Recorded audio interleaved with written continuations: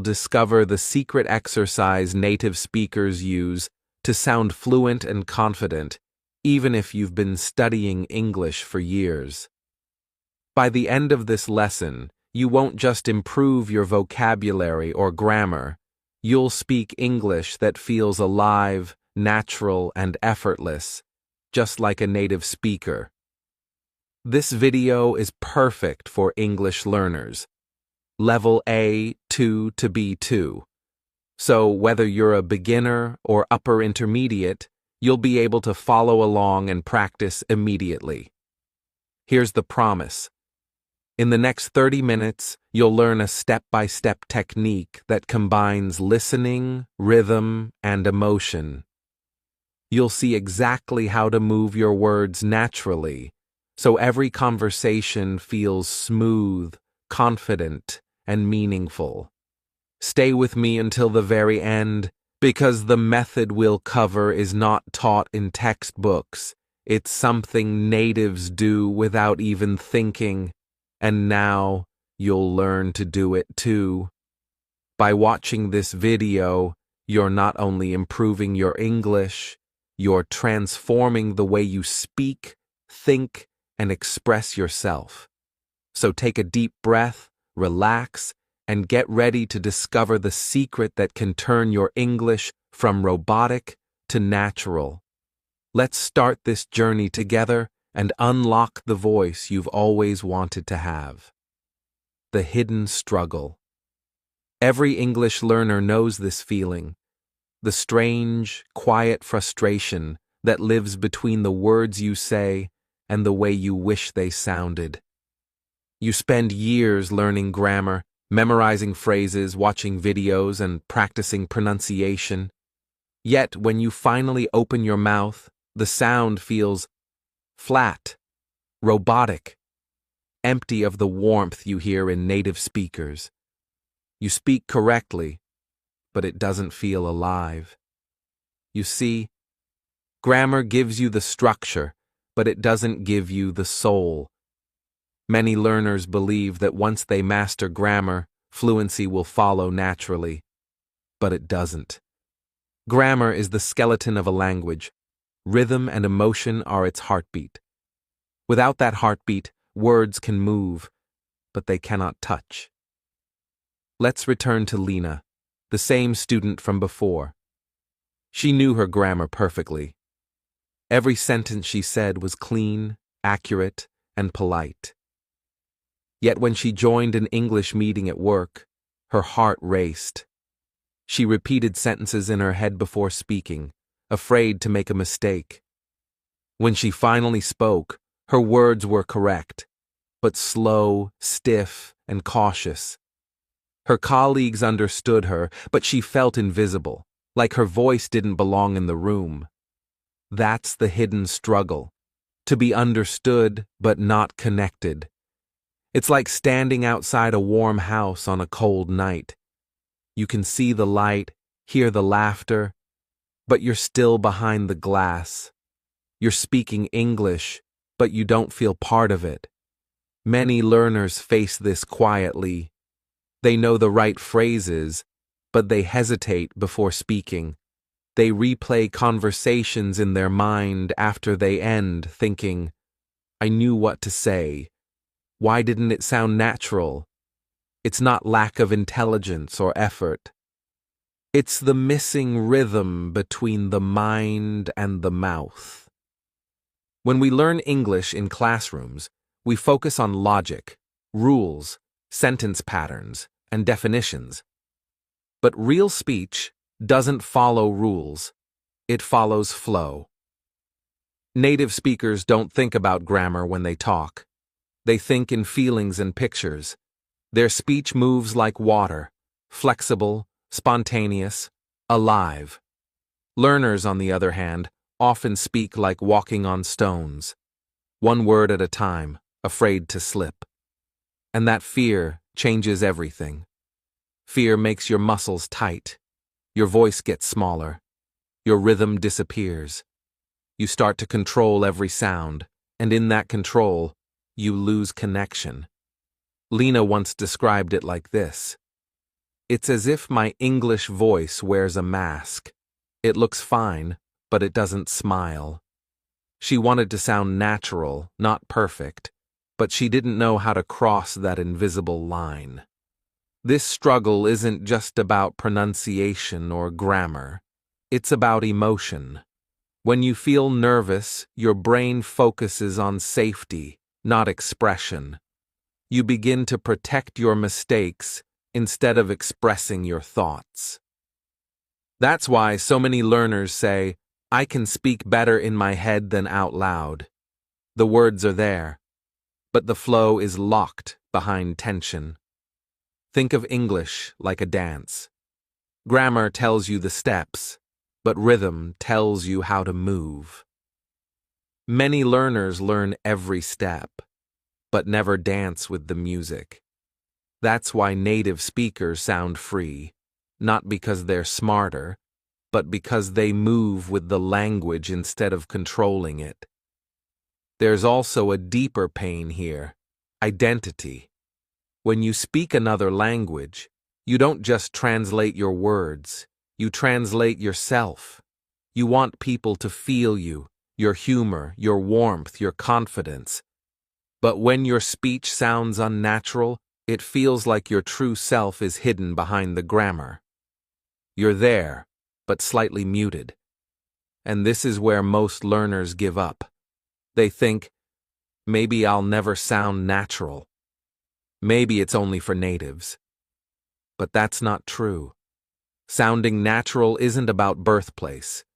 It's about connection. It's about learning to feel the rhythm, not just understand it. You see, the problem isn't your grammar. It's your relationship with English. You've been told to focus on correctness, when what truly brings fluency is flow. To sound natural, you must stop thinking like a student and start feeling like a speaker, relaxed, expressive, alive. So, take a moment and ask yourself, when you speak English, do you focus on being correct or being connected? Because that small change in focus can completely transform your fluency. If grammar isn't the answer, then what is? Let's uncover what native speakers do differently. Something invisible, yet powerful. The discovery. It happened on an ordinary afternoon. I was sitting in a small cafe waiting for my coffee when I heard two native speakers talking at the next table. Their conversation wasn't special, just about work, lunch, and weekend plans. But something about it caught my attention. It wasn't the words, it was the movement of their voices, the rhythm, the flow, the way their sentences rose, fell, paused, and laughed together. It sounded alive, like music written in sound instead of notes. As they spoke, I realized something simple yet powerful. They weren't just using English. They were dancing with it. Their words didn't feel like they were being built. They felt like they were being released. There was rhythm in their breathing, emotion in their pauses, and meaning in their silence. Even when one said only, "Yeah, I know," it carried a whole story, tone, mood, and connection. I remember thinking, this is what's missing when learners speak. It's not vocabulary. It's not accent. It's flow. Native speakers don't speak word by word. They speak thought by thought. Each idea comes out like a small wave that touches the next one. They don't stop to translate or plan. They feel the idea and let it move through them. At that cafe, something clicked inside me. I began to listen differently. I noticed how they didn't pronounce every single word perfectly. Sometimes they connected sounds together. Sometimes they dropped a word. But it didn't matter, because the rhythm carried the meaning. It was natural, effortless, real. That day, I decided to experiment. When I got home, I opened a video of a native speaker telling a story. I didn't just listen. I tried something new. I paused after each sentence and repeated it. Not just the words, but the tone, the rise and fall, the little breath before a thought. I copied the feeling more than the sound. And something strange happened. When I repeated the words this way, I could feel the English differently, inside my body. The sentences started to move with rhythm, almost like they had life. For the first time, I wasn't thinking about grammar or rules. I was feeling the pulse of the language. That was my discovery, the secret exercise that native speakers do without realizing it. It's called shadow speaking, but not the mechanical kind, not the kind where you repeat words like a robot. This version is emotional. You listen deeply, and then you shadow the rhythm, the thought, and the energy behind each sentence. When you do this, you stop studying English. You start feeling it. Your mouth learns to move naturally. Your brain learns to think in rhythm. Your heart learns to express emotion through sound. It's like breathing English instead of building it. Imagine watching two friends talk and noticing how their laughter interrupts a sentence, how their tone softens when they care, how their voices rise with excitement. That's not grammar, that's humanity. And shadow speaking lets you step into that humanity. It lets you become part of the sound. This discovery changes everything. Because when you shadow, you don't just copy, you connect. You listen with your whole being. You start to notice details you never heard before. The small pauses, the melody of stress and tone, the rhythm that gives English its music. And slowly, something begins to shift. The distance between you and English starts to fade. You stop feeling like an outsider borrowing a language and start feeling like a speaker who belongs inside it. That's the power of this secret. It's not about imitation. It's about immersion. It's not about perfection. It's about presence. From that day on, I never listened to English the same way again. Every movie, every podcast, every conversation became a rhythm lesson. I could hear the beat, the flow, the emotion behind each phrase, and that rhythm started to live inside me. So the mystery was no longer why natives sound natural. The real question became, what happens when a learner starts to practice this way? The first attempt. Lena sat alone in her small room, laptop open, headphones on. The video she had chosen was short, a native speaker telling a simple story about childhood. She pressed play, listening carefully, her notebook ready. The voice was warm, full of rhythm, alive with emotion. Every sentence sounded easy, until she tried to repeat it. The first few seconds felt fine. She copied the words slowly, trying to sound the same. But soon, frustration began to rise. Her tongue felt heavy. Her voice didn't match the rhythm. She couldn't catch the speed, the pauses, the soft ups and downs. Each attempt sounded like an echo, close but not quite alive. She laughed nervously, shaking her head. "This is impossible," she whispered. Then she tried again, and again. Every time she could feel the tension building, in her jaw, her shoulders, her breath. She wasn't just fighting the language, she was fighting herself. That's how every first attempt begins. You want to sound natural, but you feel unnatural. You want to express freely, but you sound mechanical. You know what to do, but your body doesn't follow. It's like learning to dance when your legs refuse to move. You can see the rhythm, but you can't yet feel it inside you. Lena took a deep breath and tried a different line. When I was a kid, I loved the rain. The native voice said it softly, like a memory. She repeated it, too fast the first time, too flat the next. She tried again, adjusting her tone, her rhythm, her breath. And after 5 tries, she felt something, a small shift. The sentence began to flow. But just when she felt hope, the next line broke it again. Her tongue stumbled. Her confidence fell. She wanted to stop. A thought appeared in her mind. Maybe I'll never sound natural. Maybe this is only for them. That moment, the quiet moment of doubt, is where most learners stop. Not because they can't do it, but because they can't stand how it feels at the beginning. It feels clumsy. It feels fake. It feels like pretending.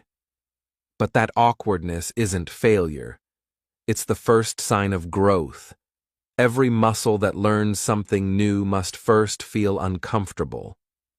Lena didn't know it yet, but her brain was building new connections, tiny bridges between sound, breath, and emotion.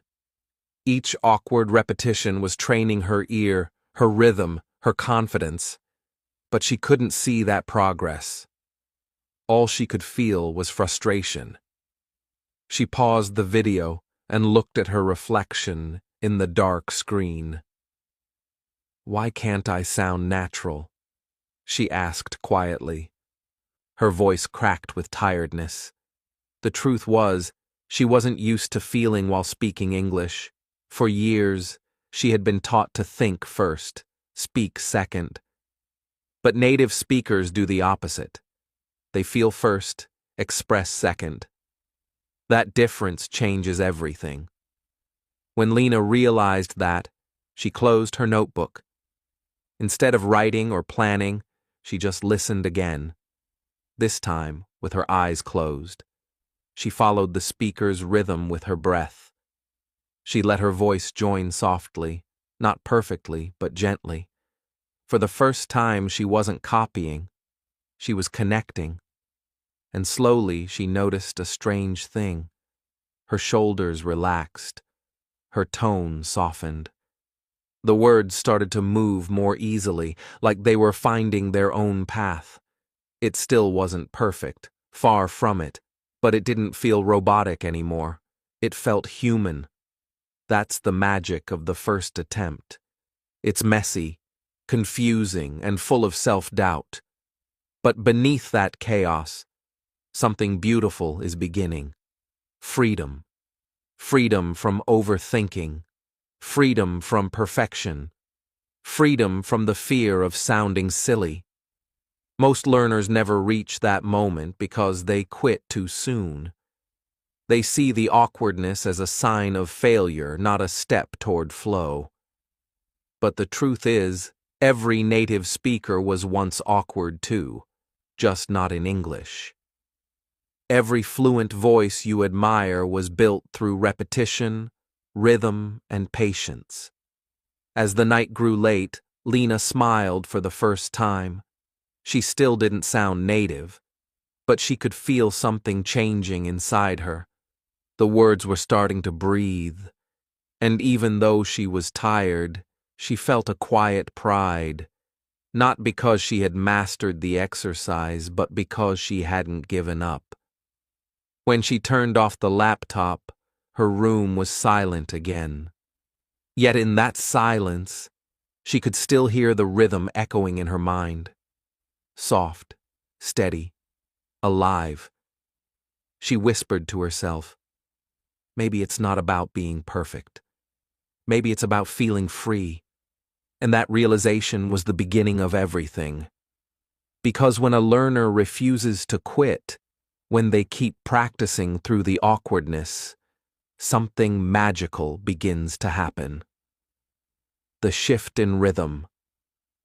Days turned into weeks. The same exercise that once felt impossible now felt different. Lena still practiced in her quiet room, but the silence didn't scare her anymore. Each morning, She would press play, listen, and shadow along. The words that once tangled her tongue now began to flow, almost like a song. Something inside her was changing. She could feel it. At first, she thought it was just her pronunciation improving, but one morning she noticed something deeper. The words were no longer separate sounds. They were connecting, melting into each other. I want to go wasn't I want to go anymore. It had turned into one soft rhythm. I want to go. She smiled. It's like music, she whispered. For the first time, English didn't feel like a list of rules. It felt alive, like a melody she could dance with. She realized that native speakers don't speak word by word. They speak thought by thought. Every sentence has a rhythm, a flow, a feeling. When they talk, their voice rises and falls naturally, not because of grammar, but because of emotion. And that's what Lena began to feel. When she said, "I didn't mean to," she no longer thought about the tenses or grammar. She said it with a sigh, with feeling. When she said, "That's amazing," her voice lifted, full of surprise. The meaning wasn't just in the words, it was in the rhythm, the music behind them. That was the shift. She started to hear English differently. She could catch the tiny waves in people's voices, when they paused, when they emphasized, when they smiled while speaking. She noticed that a short pause could change the whole feeling of a sentence. One evening, while listening to two native speakers chatting in a cafe recording, she caught herself smiling again. They weren't speaking fast, they were flowing. It wasn't about speed. It was about rhythm, timing, and trust in the moment. That night, when Lena practiced, she didn't look at her notebook. She didn't even think about correctness. She just listened and followed the emotion. "Hey, how's it going?" Her voice bounced lightly, like she was greeting an old friend. "Not bad. Just a little tired." Her tone dropped softly, just like the speaker's. It wasn't perfect, but it was alive. The connection she once dreamed of was starting to appear, not because her grammar changed, but because her rhythm did. She had started to feel the pulse of English, the invisible heartbeat behind every conversation. And that changed everything. When she talked to a friend online, her sentences flowed without stopping to translate. Her voice carried more confidence, more life. The friend noticed immediately. "Your English sounds different, more natural," he said. Lena laughed. "Really? I didn't even notice." That's the beauty of rhythm. It's not forced. It's felt. She began to understand that English rhythm isn't about perfect pronunciation. It's about connection. When you listen deeply and speak with emotion, your words start to align with your thoughts. Your breath carries meaning. Your pauses give space for understanding. Slowly, she realized something profound. Fluency isn't about speaking fast. It's about speaking in flow. Each time she practiced, she could feel her body relax more.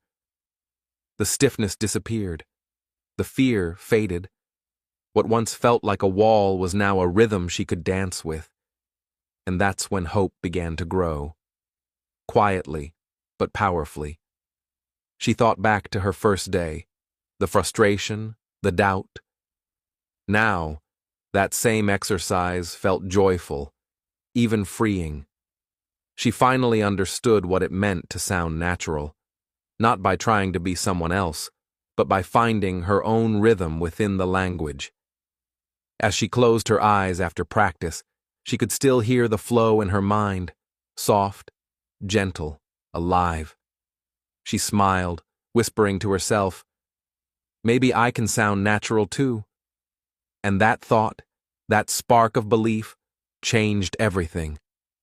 Because once you begin to feel the rhythm, you stop chasing perfection, you start connecting, you start expressing, you start living in the language. Yet, there was still something deeper to learn. The rhythm was only the beginning. If grammar wasn't the answer, and rhythm was the key, then what guided native speakers so effortlessly? What was happening inside their mind when they spoke? Lena leaned forward, ready for the next discovery. The mind of a native speaker. What really happens inside a native speaker's mind when they speak? It's not translation, it's not memory, it's flow. When a native speaker says, "I don't know," they don't build the sentence word by word. I don't know. They feel a thought and let it fall out as sound. The idea comes first, and the words follow naturally. It's not grammar, it's emotion shaping rhythm. That's the invisible difference between learners and natives. Most learners speak from the head. Natives speak from the heart. Learners often think in their first language, then translate each sentence into English. But translation is slow, heavy, and full of hesitation. It traps you inside structure and correctness. That's why sentences sound robotic, because they're constructed, not felt. Native speakers, on the other hand, don't reach for words. They reach for feelings. They think in rhythm. They breathe in emotion. And they let thought flow as voice. When you hear someone say, "That's so cool," it's not just vocabulary. It's the tone, the emotion behind the sound, surprise, delight, connection. The mind, the body, and the voice are in perfect sync. That's the secret learners must uncover. How to think like that. Lena began to see this truth after weeks of shadow speaking. She realized she was still thinking too much, choosing words instead of ideas. So she tried something new. Before repeating a line, she stopped and asked herself, "What is this person feeling?" In one video, a speaker said, "I can't believe this happened!" Lena didn't rush to copy. She closed her eyes and imagined the emotion, shock, disbelief, excitement. Then she said it again, not as practice, but as a reaction. "I can't believe this happened." It felt real. It was real. That moment changed everything. Because suddenly, she understood. Native speakers don't act. They react. Their mind doesn't plan the perfect sentence. It responds to emotion. Every phrase in English carries energy. When someone says, "Are you serious?" it might sound curious, sarcastic, or surprised, depending on the emotion behind it. And native speakers feel that difference instantly because they think in emotional chunks. An emotional chunk isn't a full sentence. It's a small package of feeling and rhythm. Like, "Oh no." "You're kidding. I know, right?" Or, "Come on." They're short, natural, alive. And they appear in conversation without effort. Lena started to listen for those chunks. She noticed how they repeated everywhere. In movies, podcasts, daily talk. They were the glue that made English flow. When she practiced shadowing, she began to feel these chunks as one unit, not as words, but as emotions. "I don't know" became a soft sigh. "Let's go" became a burst of energy. Her thinking started to shift. She was no longer translating "I'm tired" from her native language. She was feeling tired, then letting English express it. That's the true mind of a native speaker. A mind that feels first, speaks second. Once Lena understood this, she realized something profound. To sound natural, You don't need to memorize more words. You need to connect thought, emotion, and breath. When you breathe before speaking, your body naturally finds rhythm. Your thoughts line up with your tone. Your words ride on your feeling, not on pressure. That's why fluent speakers seem relaxed. Their breath moves with their ideas. Their pauses aren't mistakes. They're part of meaning. So Lena began practicing this too. Before shadowing, she took a slow breath, let her body relax, and imagined the scene of the sentence. She stopped chasing perfect grammar. Instead, she let the sentence live inside her. When she said, "I'm not sure," she pictured the small hesitation. When she said, "That's amazing," she smiled as she spoke. When she said, "It's okay," she softened her tone, as if comforting a friend. The magic wasn't in the words. It was in how she thought before them. Little by little, she was stepping into the mind of a native speaker, where speaking isn't a performance, but a reflection of thought, where words flow like breath. This was the real secret behind fluency. Native speakers aren't thinking about English. They're thinking through English. Their brain doesn't ask, "What's the right word?" It asks, "What do I want to feel and express?" And when that happens, language becomes effortless. Lena felt lighter. For the first time, English wasn't something she used. It was something she lived in. She could hear herself laugh, react, and express naturally, not because she memorized phrases, but because she had stepped into the rhythm of thought itself. Now, the exercise had changed completely. It wasn't about the mouth anymore. It wasn't about copying sounds.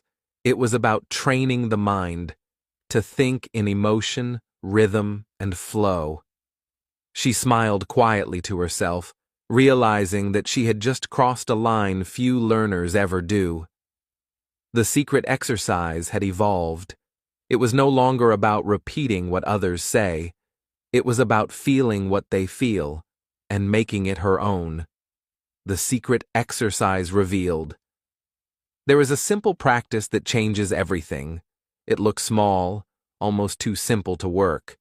But like all real changes, it begins with one honest action: to listen differently. First, find short native clips, a movie line, a podcast sentence, a YouTube phrase. Choose something with feeling, something that moves you. Let the voice wash over you once, just as a listener. Don't worry about words or grammar. Listen for the rhythm under the words, for the breath that comes before an idea, for the tiny pauses where meaning rests. Next, listen again, but this time notice tone and emotion. Where does the voice lift with joy? Where does it fall with sadness? Where does the speaker smile between syllables? Pay attention to the small moments where meaning sits in silence. This is not study, it is attention. You are training your ear to hear English as music, not as a list. Now try shadowing, but not the way you may have tried before. Don't copy like a robot.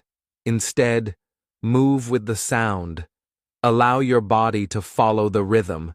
If the speaker breathes in the middle, breathe with them. If they pause, feel the space and then step into it. Match the feeling more than the sentence. If they sound surprised, let surprise lift your voice. If they sound gentle, soften your tone.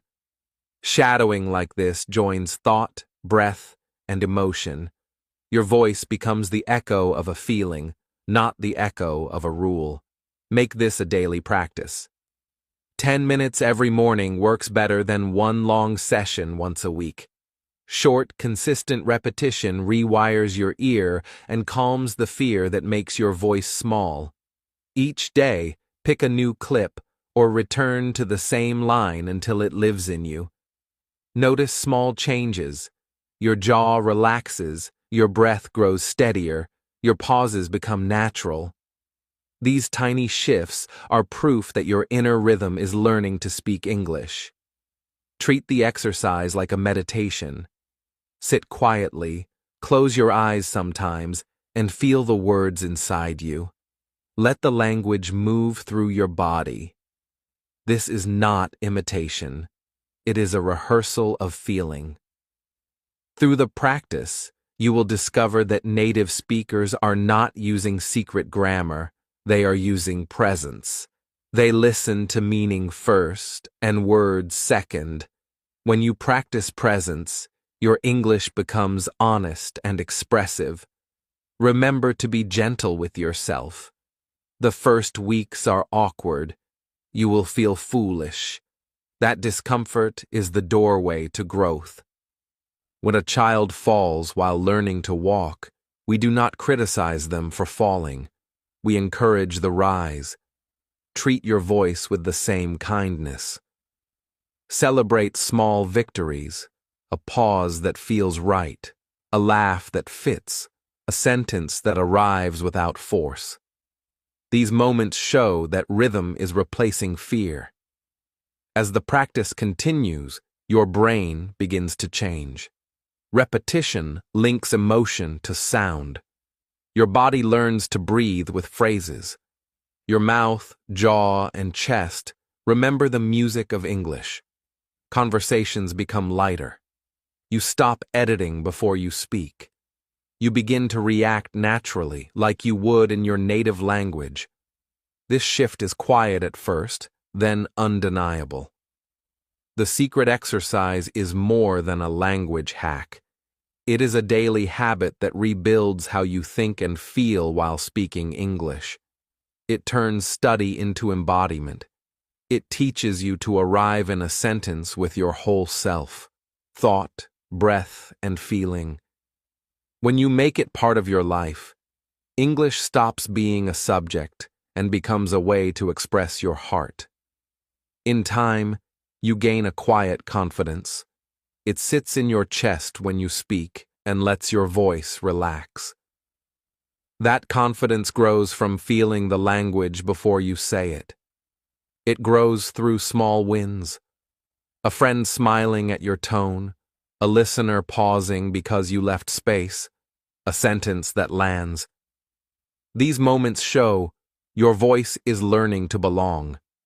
The exercise reshapes how you listen. You begin to hear who speaks behind the words. You notice music in an apology, warmth in a joke, hesitation in silence. People respond to presence more than perfect grammar. Connection makes language alive. To deepen the work, record yourself sometimes. Listen not to correct, but to feel. Notice where your voice tightens and where it breathes. Celebrate parts that sound like you. Over weeks, patterns appear and you can guide them into smoother rhythm. Always return to emotion. It is the compass pointing to natural speech. This practice asks you to be listener and responder, not a student alone. Bring your heart to the sentence. When you do, English becomes a place to be human. But what happens when this practice becomes a habit? The transformation. At first, it was practice, a routine, a task, a small promise to try every morning. But one day, something changed. The learner pressed play on a familiar clip and began to shadow as usual. Only this time, the words didn't feel like effort. They flowed. There was no counting beats, no chasing rhythm. It felt like breathing, natural, effortless, alive. The sound of English no longer sat outside the learner's world. It had become part of it. In real conversations, something beautiful began to happen. The pauses grew shorter. The fear of mistakes started to fade. Words connected, not by force, but by feeling. It wasn't about performing anymore. It was about connecting. The learner found themselves laughing during a chat, responding without planning, listening deeply. The mind wasn't translating, it was living in English. This is the moment where practice becomes transformation. Neuroscientists call it rewiring, but to the learner, it feels like freedom. The brain, once full of hesitation and grammar checks, begins to trust itself. Neural paths that once signaled fear are replaced by patterns of rhythm and flow. Each repetition, every emotional shadowing session, strengthens the connection between language and confidence. What once took effort now feels like instinct. Think about it. When you walk, you don't think about which foot moves first. When you breathe, you don't command your lungs. In the same way, the learner's speech begins to move on its own.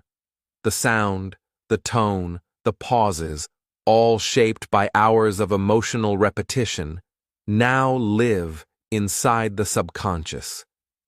The body remembers what the mind once doubted. It's no longer about sounding like a native speaker. It's about feeling like a human being who belongs in the language. The learner starts noticing things beyond words, the warmth in a greeting, the comfort in a shared laugh, the weight of a sincere thank you. English is no longer a wall to climb. It's a bridge that carries meaning. One evening, the learner joins a group conversation. The topic shifts quickly, everyone speaking with energy. A few months ago, this moment would have been terrifying. The fear of falling behind, the panic of missing a phrase. But now, the learner listens, smiles, and joins in naturally. The voice moves with confidence, not perfect, but present. People respond with interest. The learner feels it, connection, belonging, freedom. This is the real reward of the secret exercise. It was never about pronunciation alone. It was about releasing the voice trapped beneath years of self-doubt. Every shadowed sentence was a rehearsal of courage. Every pause was a breath of trust. The learner has not just improved, they have changed. The transformation goes deeper than language. The same rhythm that shaped the learner's English begins to shape their life. They listen more closely. They speak with patience. They breathe before reacting. The awareness built in shadowing of tone, pause, and feeling spills into daily life. The learner begins to move through the world with a quiet rhythm, one that others can sense. The contrast is clear. What began as effort now lives as ease. What once felt like performance has become presence. The learner no longer asks, "Am I speaking correctly?" but instead, "Am I expressing truthfully?" That is the moment fluency becomes freedom, when your voice and yourself finally move together. Because real mastery isn't about sounding perfect, it's about sounding alive. When the learner speaks now, it's not only English they're sharing, it's their story, their emotion, their identity. The language has become a mirror, reflecting a confident, expressive self that was always waiting to emerge. And soon, sounding natural becomes more than speech. It becomes a way of living. Speaking with soul. Fluency is no longer about grammar or accent. It is about presence. When the learner speaks now, every word carries a part of themselves, their thought, their feeling, their rhythm. English becomes more than a language. It becomes a reflection of life. Every pause, every rise and fall of tone, every breath between phrases is a small act of authenticity. People notice it, even if they cannot explain why. Presence speaks louder than perfection. The learner begins to realize that speaking naturally is like sharing a piece of your soul. When you speak from emotion, your voice resonates. Listeners respond not to the correctness of your words, but to the energy behind them. That is why some people feel alive in conversation, while others seem flat. It is the difference between speaking with a voice and speaking with a soul. This understanding transforms not only English, but life itself. Listening carefully, responding fully, and breathing into words become habits. The learner notices small details, the way a friend softens a question, the subtle lift of excitement in a story, the pause that carries meaning. These patterns are not just sounds, they are living connections. When the learner mirrors them with awareness and feeling, they step into the flow of genuine communication. English, once a set of rules, becomes a tool for expression. Each sentence is a bridge between mind, body, and heart. Speaking slowly, listening deeply, and letting emotion guide rhythm creates connection. The learner sees that fluency is not speed or flawless pronunciation. It is the harmony between thought, feeling, and sound. The impact is subtle but profound. Conversations become lighter, more fluid. Friends notice the natural confidence in the learner's voice. Work meetings feel easier. Even in small moments like asking for directions or ordering coffee, the learner moves with ease and clarity. Every interaction is an opportunity to express truthfully, to connect fully. Speaking with soul also changes self-perception. The learner no longer worries about mistakes. Mistakes are simply part of expression, part of the flow. Confidence grows because the focus has shifted from fear of being judged to the joy of being heard. The language no longer feels like a barrier, but like a companion. Ultimately, natural speech mirrors life. Just as presence in conversation matters more than perfection in words, presence in life matters more than control over outcomes. The secret exercise has taught more than English. It has taught awareness, patience, and authenticity. Speaking with soul is the bridge between learning a language and living it fully. Now, the learner understands that fluency is not about sounding like someone else. It is about becoming fully yourself, in rhythm, in feeling, in voice. Every word becomes an act of connection, every pause an invitation to be present. English is no longer a tool for communication alone. It is a way to share life. Closing reflection. Remember at the beginning when we asked, why do natives sound so natural? It felt like a mystery, a secret locked behind years of speaking practice and intuition.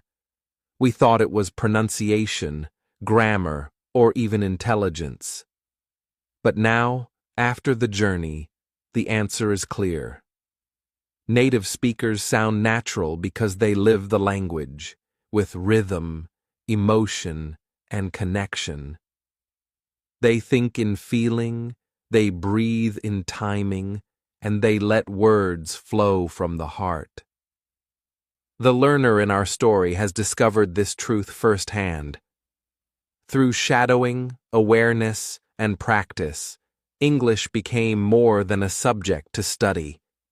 It became a companion, a mirror, a bridge between mind and emotion. The awkwardness of the first attempts transformed into flow. The fear of mistakes melted into presence, and the mechanical repetition turned into rhythm. Words no longer feel like obstacles. They feel like breathing, like music, like life. This transformation is not magic. It is deliberate, patient, and emotional. Each day of practice strengthens the connection between thought, feeling, and voice. Each pause learned, each rise and fall of tone absorbed, rewires the brain to think and speak in rhythm, rather than translation. Confidence grows quietly, steadily, like a tree stretching toward the sun. And just as rhythm brings words to life, presence brings conversations to meaning. Fluency, then, is not perfection. It is authenticity.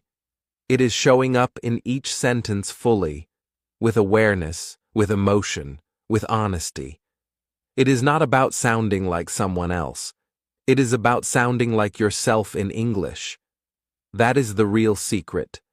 Natural speech is not borrowed. It is lived. As you reflect on your own learning, remember this. Every moment of practice matters. Every short clip you shadow, every pause you honor, every emotional chunk you repeat is a step closer to finding your own voice. English is not just a tool for communication.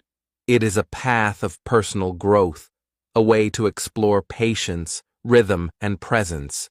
It teaches not only how to speak, but how to listen to yourself and to others with care.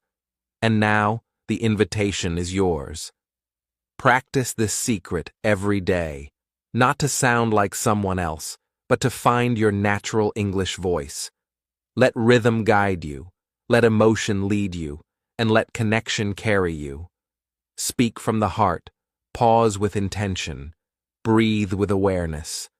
In time, the voice that once sounded hesitant and distant will become confident, fluid, and alive.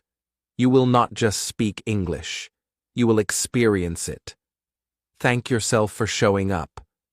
Thank yourself for the courage to try, to stumble, to feel awkward, and to persist. Every attempt, every shadowed sentence, every moment of listening deeply is proof of growth. Gratitude for this journey will fill your learning with joy, making each practice session a meditation, each conversation a celebration. So, as we close this story, know that the mystery is no longer outside you. The secret has been revealed. Rhythm, emotion, presence. Your voice, your breath, your thought, and your feeling are enough. English can now be a living part of your life, a reflection of who you are and who you are becoming. Carry this lesson with you. Speak with intention. Listen with heart. Practice with patience. And above all, remember, fluency is not a destination. It is a journey, one that begins with presence, one word at a time. Practice this secret every day, not to sound like someone else, but to find your natural English.